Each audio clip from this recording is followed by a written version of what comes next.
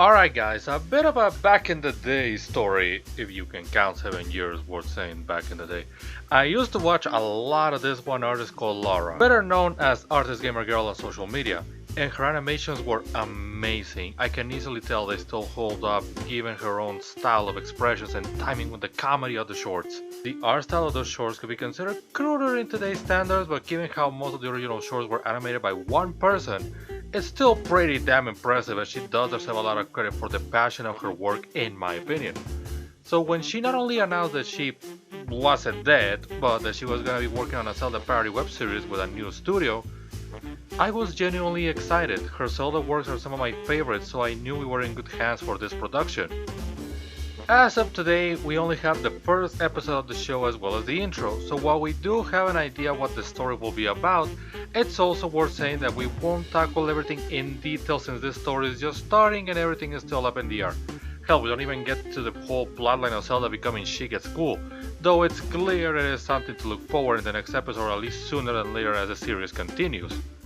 But so far, this looks actually really good, and I do recommend people to give it a watch and enjoy it, especially if you're fans of the Zelda franchise. In fact, I can say that this short is made by fans for fans specifically. There's a huge amount of Easter eggs, references, and overall tips to the hat that if you haven't played a good chunk of the series, you might miss a lot of them. From the character redesigns to just their placements on the story, this does feel like a good alternate universe kind of parody, with its own set of rules and establishment of the characters according to their respective lore. The moment I hear Debbie calling Lincoln, I knew who the character represented and the way she will interact later on.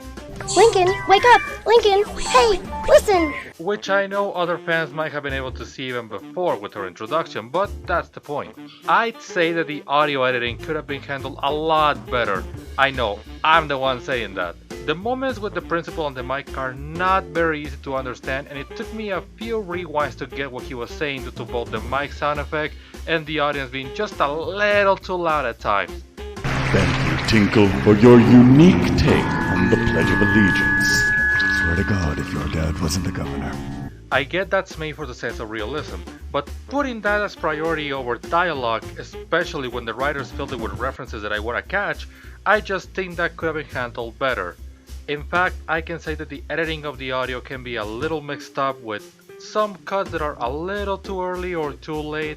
Nothing that breaks you from the immersion of the show, let alone making it bad, but you can tell that this was made with passion, care, and love for the series. So if I'm making this observation, it's because I'm taking it as seriously as the people involved with it. The aesthetic is very colorful and detailed, the designs are wonderful, and Laura's expressions are just as great as I remember them. And the voice acting is actually pretty solid. Barbara Dunkelman's voice of Zelda grabbed me immediately. Sorry for the misspelling case. I miss my uniform. I actually miss plaid. You have varsity smash here? We only had touch smash at Kokiri, but I'm pretty good. I wanted to try out for the varsity smash team, but it's boys only. As well as Debbie's voice, while Principal Dorfman's voice didn't get that much time to shine for me to take an impression out of it, he could definitely speak up a little louder, or once again that might have been a matter of the audio situation I mentioned a bit ago. Assemblies for freshmen only.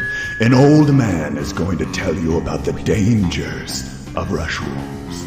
Everyone else, you're dismissed. Okay, people, stop dropping the mic after every announcement. And Leslie Cena's voice of Imelda/Impa was also capable to grab me from the start. I do buy her as not only Zelda's mother, but a life coach with a very strict complex. But what if they say no? Well, in my positivity seminars, I tell people if they encounter enemies, that means they're going the right way. I know I am being very nitpicky here, but that's majorly because, like I said, this is great and I want to see it reach out that potential in further episodes. And please give it a watch. Not only is it important to support freelance animation beyond, again, but this definitely has potential, and I hope the team gets to grow in order to make this even better. Laura, glad to have you back, and I can't wait to see more of this work you and this team have in hand. Animation takes more time than your average content, so I won't be surprised if we see a new episode every 6 months, a year, or even more depending on the situations. Especially since there's only 2 animation supervisors and a very small team for in-between animators and lip sync for the whole project. But you know what? With this episode at our disposal to see what's coming, it'll be worth the wait.